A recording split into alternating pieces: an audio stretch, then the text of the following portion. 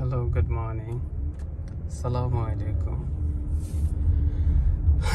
আজকে আপনাদেরকে নতুন একটা জিনিস দেখাবো।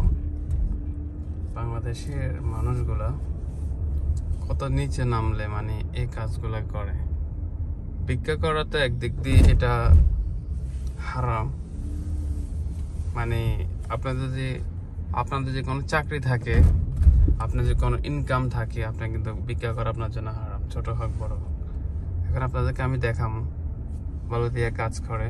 আমি তাদেরকে ছোট করতেছি না, শুধু এটাই দেখাইতেছি যে বাংলাদেশি মানুষ ওরা কি করে, কোনো আরবি দেখলে, গাড়ি দেখলে এরা হাত তোলে, মানে হাত তোলে টাকার জন্য। এটা কিন্তু বুঝতে হবে। আমি দেখাবো। এখন আমি খুব স্লো করে যাইতেছি, দেখবেন এখানে এই যে এক বাংলাদেশি, এখানে একজন আছে, এটা হাত তুলবে দেখলে, আরেকজন আছে। আমি একবার স্লো করে দেখি, দেখতেছি উনি হাত তুলবে, ঠিক আছে। মানে এই যে দেখো গাড়ি দেখছে না, এখন দেখবে হাত তুললো। হ্যাঁ দেখছে, হাত তুলছে। আর কি কম, আরেকটা আছে, এটা দেখাইছে, এটাতে হাত তুলছে, দেখছে।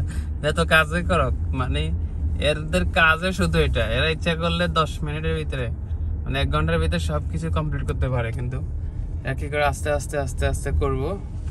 কেউ দেখলে তো বাইক ডেলিভারি যারা করে, খুব রিক্সের কাজ।